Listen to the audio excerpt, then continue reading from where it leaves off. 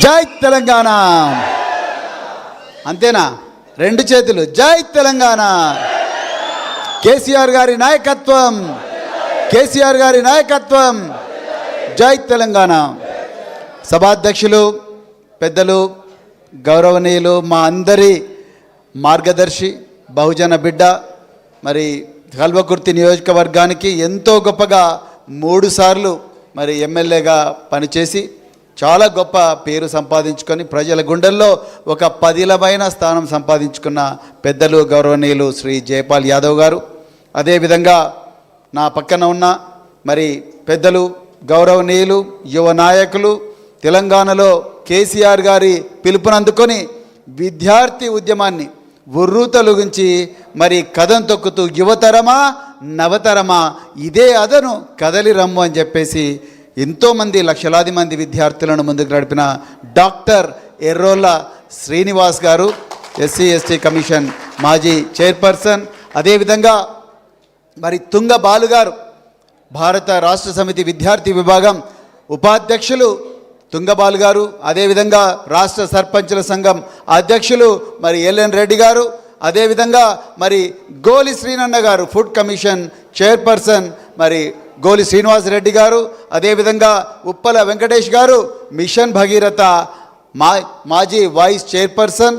అదేవిధంగా ఈరోజు మరి విజయ్ గౌడ్ గారు చాలా చక్కగా మరి ఈరోజు గొప్ప పాటలతో మరి మీ అందరినీ అలరించి మాజీ మార్కెట్ కమిటీ చైర్మన్గా ఈరోజు మన మధ్యలో ఉన్న విజయ్ గౌడ్ గారు. అదేవిధంగా మరి స్పోర్ట్స్ అథారిటీ చైర్మన్, మాజీ చైర్మన్ వెంకటేశ్వర రెడ్డి గారు. అదేవిధంగా మరి వీక్షిత్ గారు, ఈరోజు మీ అందరి అభిమాన నాయకుడు మరి మాస్ వేరో మీ విజయ్ గారు, వీక్షిత్ గారు. అదేవిధంగా మరి బాలు నాయక్ గారు మీ అందరి మధ్యలో ఇక్కడ ఉన్నారు. ఇంకొక అన్న పేరు ఏదో ఉండే, అన్న పేరు ఏం పేరు, రఘు గారు. రఘు గారు మరి మీ అందరికి కూడా మరి ఇక్కడున్న కాబోయే విద్యార్థి నాయకులకు, కాబోయే మరి చైర్పర్సన్లకు, కాబోయే సర్పంచ్లకు, మరి కాబోయే మరెన్నో గొప్ప గొప్ప పదవులు అలరించబోతున్న విద్యార్థి నాయకులకు అందరికీ కూడా మరొకసారి జై తెలంగాణ. మీ అందరిని చూస్తుంటే ఒక గొప్ప కవిత గుర్తుకొస్తుంది. 2 నిమిషాలు నా మాటలు జాగ్రత్త. వెంకటేశ్వర గారికి మళ్ళొకసారి స్వాగతం. సో మిత్రులారా, కొంతమంది కుర్రవాళ్ళు పుట్టుకతో వృద్ధులు, పేర్లకి పకీర్లకి పుకార్లకి నిబద్ధులు. కొంతమంది కుర్రవాళ్ళు మధ్య తరగతి భావాలకు దాసులు. కొంతమంది కుర్రవాళ్ళు తాతగారి నాన్నగారి భావాలకు దాసులు. కొంతమంది కుర్రవాళ్ళు నేటి నిజం చూడలేని కీటక సన్యాసులు. కొంతమంది కుర్రవాళ్ళు నేటి నిజం చూడలేని కీటక సన్యాసులు. మొద్దు రాతి చిప్పలు, బావిలోని కప్పలు. కొంతమంది కుర్రవాళ్ళు. కానీ మా ఎదురుగా తలకొండపల్లి, మాడుగుల, కల్వకుర్తి, వెల్దండ, ఆమనుగుల నుంచి వచ్చిన విద్యార్థులందరూ, కుర్రవాళ్ళందరూ, కొంతమంది కుర్రవాళ్ళు ముందు యుగం దూతలు. కొంతమంది కుర్రవాళ్ళు ముందు యుగం దూతలు, పావన నవ జీవన బృందావన నిర్మాతలు. కొంతమంది కుర్రవాళ్ళు ముందు యుగం దూతలు, పావన నవ జీవన బృందావన నిర్మాతలు. మా అమన్గల్ బిడ్డలు, మా వెల్దండ బిడ్డలు, మా మాడుగుల బిడ్డలు, మా తలకొండపల్లి బిడ్డలు, అదేవిధంగా మా కల్వకుర్తి బిడ్డలు, మా జైపాలన్న వారసులు, మా వెంకటేశన్న వారసులు, అదేవిధంగా గోలు సీసన్న వారసులు, వీళ్ళందరి వారసులు ఇలా మా కళ్ళ ముందరున్నారు. మీ అందరికి నిజంగా చాలా ఆనందంగా ఉంది నాకు ఈరోజు. ఎందుకంటే ఈరోజు తెలంగాణ భవన్కు వచ్చింది నడి వయస్కులు కాదు, పుట్టుకతో వృద్ధులు కాదు, పావన నవజీవన బృందావన నిర్మాతలు. జెన్జీ వచ్చింది ఇక్కడికి. జెన్జీ, అవునా కదా? మీ అందరికి తెలుసుగా జెన్జీ అంటే ఏందో. ఈరోజు తెలంగాణ భవన్ జెన్జీతో పునీతమైంది మిత్రులారా. జెన్జీ అంటే మామూలు విషయం కాదు, విస్ఫోటక శక్తి. అర్థమైందా? జంజి అంటే ఆటం బాంబు లాంటి విస్ఫోటక శక్తి తన శరీరంలో తన దేహంలో కణకణాన అమర్చుకున్న గొప్ప జనరేషనే జంజి. మన పక్కనుండే శ్రీలంకలో, మన పక్కనుండే బంగ్లాదేశ్లో, మన భారతదేశానికి ఉత్తరాన ఉన్న నేపాల్లో ప్రభుత్వాలను హిమాలయాల కంటే ఉన్నతమైన త్యాగాలను చేసి ప్రభుత్వాలను కూల్చిన గొప్ప విస్ఫోటక శక్తి ఈ జంజి దగ్గర ఉన్నది. ఆ జంజితో ఈరోజు మా తెలంగాణ భవన్ పావనమైంది, పునీతమైంది. మిత్రులారా, మా అందరికీ చాలా గర్వంగా ఉంది. ఇక్కడికి వచ్చిన వాళ్ళందరి వయసు 14 సంవత్సరాల నుండి 30 సంవత్సరాల వయసులోనే ఉన్నది. మీరు పుట్టగానే సెల్ ఫోన్లలో పుట్టిండ్రు, అవునా? అవునా కదా? పుట్టంగానే మమ్మీ డాడీ మీ చేతులలో బిడ్డ తీసుకో, Vivo, Oppo, iPhone, Samsung, Galaxy అని. మాకేమో మట్టితో చేసిన ఎడ్ల బండ్లు ఇచ్చేటోళ్ళు, టైర్లు ఇచ్చేటోళ్ళు. టైర్లను కర్ర పట్టుకొని టైర్లతో ఆడుకుంటూ పోయేటోళ్ళం. లేకపోతే చెరువు దగ్గరికి పోయి బురద తీసుకొని బురదతోని చక్రాలు చేసుకొని అది ట్రాక్టర్ అనుకొని ఎడ్ల బండి అనుకొని ఎడ్లను కూడా మట్టితో చేసి ఆడుకుంటోళ్ళు. ఇంకా కొంచెం తాగుతుంటే గోటీలు తీసుకొని ఊర్లలో గోటీలు ఆట ఆడుకుంటోళ్ళం. అమ్మా నాన్న లేనప్పుడు చెరువులలో పోయి ఈత కొట్టేటోళ్ళం. ఇది మా లైఫ్. కానీ మీకు పుట్టంగానే రీల్స్, వాట్సాప్, ఇన్స్టా, అవునా? లైక్ ఒకటి ఇట్లుంటుంది, ఒకటి ఇట్లుంటుంది. లైక్, స్టేటస్, అవునా? షార్ట్స్, వీటి మధ్యలో పుట్టిండ్రు మీరు. పుట్టుడే 25 మెగాపిక్సెల్ కెమెరాలో పుట్టిండ్రు మీరు, సెల్ ఫోన్లలో పుట్టిండ్రు. అందుకొరకే మిమ్మల్ని జంజి అన్నారు. కానీ ఈరోజు నేను ముందరనే ఎందుకన్నా, కొంతమంది కుర్రవాళ్ళు పుట్టుకతో వృద్ధులు, తాతగారి నాన్నగారి భావాలకు దాసులు. కొంతమంది కుర్రవాళ్ళు మొద్దురాతి చిప్పలు, కొంతమంది కుర్రవాళ్ళు బావిలోని కప్పలు, నేటి నిజం చూడలేని కీటక సన్యాసులు. కొంతమంది కుర్రవాళ్ళు పేర్లకి, పకీర్లకి, పుకార్లకి నిబద్ధులు. ఆ కుర్రవాళ్ళు గ్రామాలలో గంజాయి మత్తులో 90 ml మత్తులో జోగుతూ ఉన్నారు. ఆ కుర్రవాళ్ళు బెట్టింగ్ యాప్ల మధ్యలో తల్లిదండ్రుల కన్నీళ్ళు చేస్తూ ఉన్నారు. కానీ మిత్రులారా, నేను ఒక్కసారి జాగ్రత్తగా వినండి. నేను మార్చి 6వ తారీఖు నాడు నేను కేటీఆర్ గారు, వద్దిరాజు రవిచంద్ర గారు, పువ్వాడ అజయ్ గారు వెలుగుమట్ల అనే ఒక గ్రామానికి పోయినాం. ఖమ్మం దగ్గర. ఖమ్మానికి 3 కిలోమీటర్ల దూరంలో ఉంటుంది. 52 ఎకరాల భూమిలో మనందరి సామాజిక వర్గాల నుంచి వచ్చిన ఎంతోమంది పేద ప్రజలు పొట్ట చేత పట్టుకొని పట్టణ ప్రాంతాలకు వచ్చి బతుకుదామని చెప్పేసి 60 గజాల్లో ఇల్లు కట్టుకొని దాదాపు 30 సంవత్సరాల నుంచి నివసిస్తుంటే, ఇప్పుడు నేటి ప్రభుత్వం 3 మంత్రులు, పొంగులేటి శ్రీనివాసరెడ్డి, మల్లు భట్టి విక్రమార్క, తుమ్మల నాగేశ్వరరావు, ఈ 3 కూడా కుట్ర పన్ని 4000 మంది పోలీసులను రాత్రికి రాత్రే మొబిలైజ్ చేసి ఉదయం 6 గంటలకు ప్రజలందరూ కూడా నిద్ర లేచి పళ్ళు దోముకునే సమయంలో, కళ్ళు తుడుచుకొని పళ్ళు దోముకునే సమయంలో 400 మంది పోలీసులు బుల్డోజర్లు తీసుకొని పోయి 1 గంటలోనే 600 నుంచి 700 ఇళ్లను భస్మీపటలం చేస్తే, ఒక్క అమ్మాయి సలోమి, జాగ్రత్తగా వినాలి మిత్రులారా, ఒక్క అమ్మాయి సలోమి బిఎడ్ చేస్తూ, అమ్మో నాకు ఎగ్జామ్ ఉంది, అయినా కూడా మా అమ్మ నాన్న దుక్కి దున్ని, మొక్క నాటి, మొక్కకు నీళ్లు పోసి, పుట్ల కొద్దీ పంట తీసి, కాళ్ళ నొప్పులున్నా, కీళ్ళ నొప్పులున్నా కొడవళ్ళు పట్టుకొని పొలాలలో కైకీలు చేసి పైసా కూడబెట్టి సంపాదించిన మా ఇల్లును పోలీసులు, ఈ 3 దుర్మార్గులు, మంత్రులు, దోపిడీదారులు, వీళ్ళు మా ఇల్లును కూలగొడుతున్నారు. మా అమ్మా నాన్నకు అడ్డం పోవాలి, వాళ్ళను రక్షించుకోవాలి, మా ఇల్లును రక్షించుకోవాలని రాయబోయే ఎగ్జామ్ను కూడా వదిలేసి ఆ బిడ్డ అస్థి పంజరం లాంటి ఒక అమ్మాయి వచ్చి అడ్డుకున్నది, బుల్డోజర్లకు అడ్డంగా నిలబడ్డది.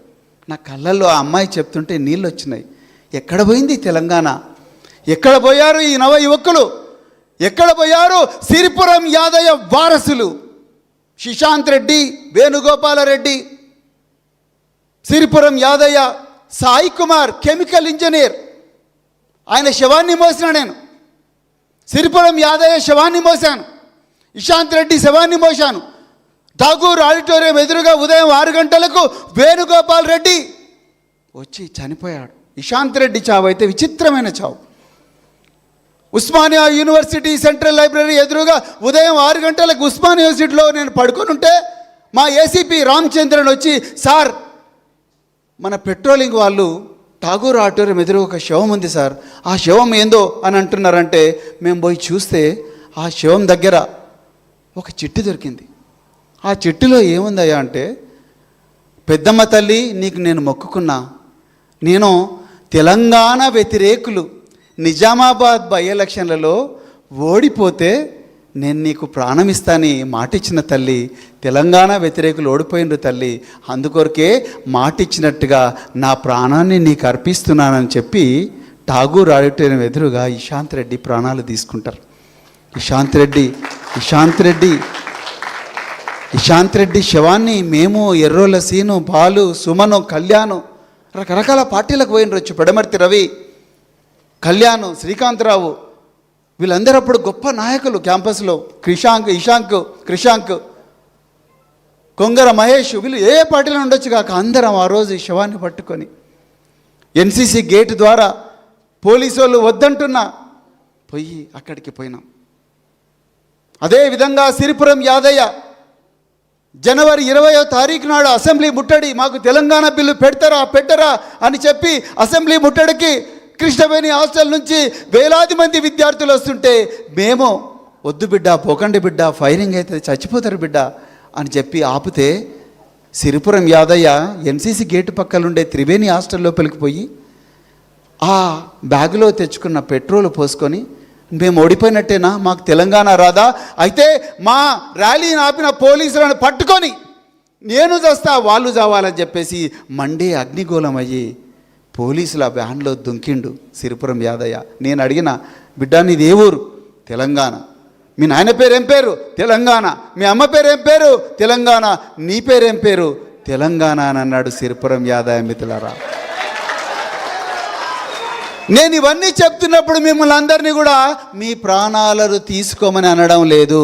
మీరందరూ కూడా అందరికన్నా గొప్పగా మీ ప్రాణాలను ప్రేమించాలి, మీ జీవితాలను ప్రేమించాలి, మీ ఊరిని ప్రేమించాలి, మీ అమ్మా నాన్నలు ప్రేమించాలి, వాళ్ళను గౌరవించాలి, మీ చుట్టుపక్కల ఉండే ఎంతో మందిని ప్రేమించాలి. కానీ నేను చెప్పాలనుకున్నది ఏందయ్యా అంటే, తెలంగాణ ఇలాంటి గొప్ప త్యాగాల పునాదుల మీద నిర్మించబడ్డ తెలంగాణ ఈరోజు దోపిడీ దొంగల పాలైంది అని నేను చెప్పాలనుకుంటున్నాను. మిత్రులారా, విద్యార్థులంటే ఏ విధంగా ఉండాలి, యువకులంటే ఏ విధంగా ఉండాలి? కొంతమంది కుర్రవాళ్ళు ముందు యుగం దూతలు, పావన నవజీవన బృందావన నిర్మాతలు, నేను సైతం ప్రపంచాగ్నికి అశ్రు ఒక్కటి ధారపోస్తాను అని ఆలోచించే వాళ్ళుగా ఉండాలి యువకులు. మన కళ్ళ ముందరనే ఇక్కడే మీ మాడుగుల పక్కన ఉండే మాడుగుల, అదేవిధంగా మరి కడ్తాల, అమన్గల్ పక్కనే ఉండే నాదర్గుల్ అనే ప్రాంతంలో 373 ప్రభుత్వ ఎకరాల ప్రభుత్వ భూమిని, 7,000 కోట్ల రూపాయల విలువైన ప్రభుత్వ భూమిని పొంగులేటి శ్రీనివాసరెడ్డి కొడుకైన పొంగులేటి హర్షారెడ్డి, ఇంకా కొంతమంది దుర్మార్గులు, మెగా కృష్ణారెడ్డి, వీళ్ళందరూ కలిసి 7,000 కోట్ల రూపాయల ప్రభుత్వ భూమిని అప్పనంగా బలవంతంగా మన కళ్ళ ముందరనే పేద ప్రజలందరినీ కూడా తన్నుకుంటూ ఘోరంగా హింసిస్తూ వాళ్ళందరినీ భూమి నుంచి పారదోలి 7,000 ఎకరాల కోట్ల భూమిని కైవసం చేసుకుంటే ఎక్కడ పోయింది తెలంగాణ యువతరం?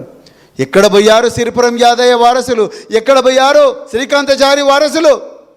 1,50,000 కోట్ల రూపాయల ఖర్చు పెడతానని చెప్పి 3,200 ఎకరాల భూమిని మూసీ నది పరివాహక ప్రాంతంలో నేను ఇల్లు కూలగొట్టైనా సరే, మీ ఊర్లను వల్లకాడు చేసైనా సరే ఆ 3,200 ఎకరాల భూమిని గుంజుకుంటాను. దాంట్లో నేను అదానీతో పెద్ద పెద్ద బిల్డింగులు కట్టిస్తాను, అంబానీతో కట్టిస్తాను, మెగా కృష్ణారెడ్డితో కట్టిస్తాను అని చెప్పి 1,50,000 కోట్ల రూపాయల దోపిడీకి పన్నాగం పన్నుతే ఎక్కడ పోయారు కుర్రవాళ్ళు, ఎక్కడ పోయారు విద్యార్థులు, ఎక్కడ పోయారు తెలంగాణ జంజీ? ఒక్కసారి ఆలోచించండి.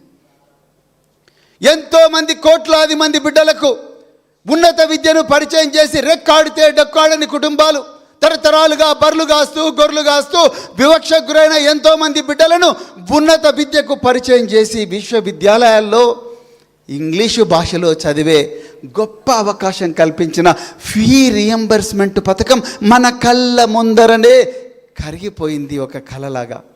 మొన్న హైకోర్టు ఇచ్చిన ఆర్డర్ ఏం చెప్పింది? హైకోర్టు ఇంజనీరింగ్ కాలేజీలు కానీ ప్రైవేటు కళాశాలలు కానీ ఒకవేళ ప్రభుత్వం మీకు ఫీజులు ఇవ్వకపోతే విద్యార్థుల ముక్కు బిండి వసూలు చేయండి అని చెప్పి 15 కాలేజీలకు ఆర్డర్ ఇచ్చింది. నేను అడుగుతున్నాను రేవంత్ రెడ్డి గారిని, అయ్యా రేవంత్ రెడ్డి గారు, మీరు కాలేజీ పోలేదేమో కానీ మా అమన్గల్ బిడ్డలు పోలేదా కాలేజీకి? మా వీక్షిత్ పోలేదా? మా బాలునాయక్ పోలేదా? మా కురేషి పోలేదా? మా రఘు పోలేదా? మేమందరం పోవద్దా? మా తల్లిదండ్రులు గొర్రెలు బర్రెలు కాసి రెక్కాడితే డుక్కాడి కుటుంబాల్లో పడి మరి అక్కడి నుంచి అలాగే బొందలగడ్డలో పడ్డా మేము కూడా అదే బొందలగడ్డలో పడాలనా? మేము చదువుకోవాలని ఆనాడు కేసీఆర్ గారు ఎంతో గొప్పగా రాజశేఖర్ రెడ్డి గారు ప్రారంభించిన ఒక గొప్ప ఫీ రీయింబర్స్మెంట్ పథకాన్ని కేసీఆర్ గారు కూడా కంటిన్యూ చేసి ఇంకా గొప్పగా తయారు చేస్తే 10,000 కోట్ల రూపాయల బకాయిలు పెట్టి ఆ ఫీజులు అడిగిన కాలేజీలను కేసులు పెడతాం బిడ్డ అని బెదిరించి ఇప్పుడు లోపాయికారిగా హైకోర్టులో వాదించకుండా ప్రైవేటు కళాశాలలకు అనుకూలంగా తీర్పొచ్చినా మిన్నకుండా ఉండి విద్యాశాఖ మంత్రిగా ఉన్న రేవంత్ రెడ్డి, ముఖ్యమంత్రిగా ఉన్న రేవంత్ రెడ్డి మొన్న ఇబ్రహీంపట్నంలో ఏవిఎన్ రెడ్డి అనే ఒక బీజేపీ ఎమ్మెల్సీ పెట్టిన లేక్ ఫీల్డ్ ఇంటర్నేషనల్ స్కూల్కు రిబ్బన్ కట్ చేయనిక పోయిండు. నేను అడుగుతున్నా, లేక్ ఫీల్డ్ ఇంటర్నేషనల్ స్కూల్లో ఫీజు ఎంత ఉంటుంది? 5 లక్షలు ఉంటుంది. ఎవరు కడతారు నాయన 5 లక్షలు? నీ కొడుకు కడతాడేమో రేవంత్ రెడ్డి, నీ బిడ్డ కడతాడేమో, నీ మనవాడు కడతాడేమో, మా బిడ్డలు కట్టలేరయ్యా. అందుకరికే కదా కేసీఆర్ గారు మా అందరికీ గురుకులాలు పెట్టి ప్రతి బిడ్డకు సన్న బియ్యం పెట్టి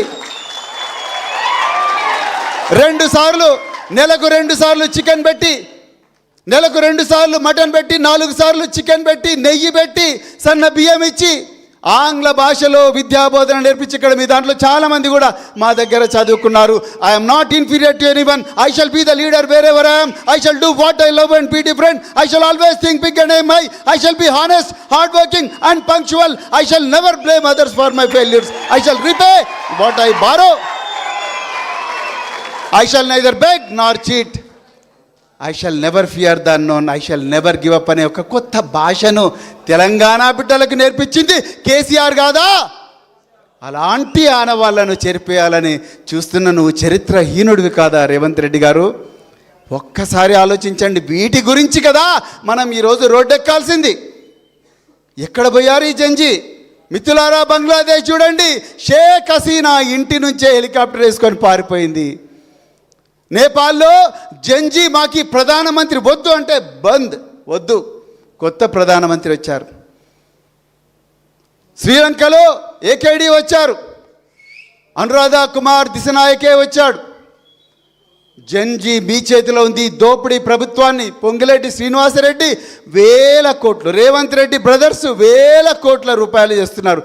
ఆ 1000 కోట్ల రూపాయలతోని ఎన్ని స్కూళ్ళు కట్టవచ్చు? ఒక్కసారి ఆలోచించండి.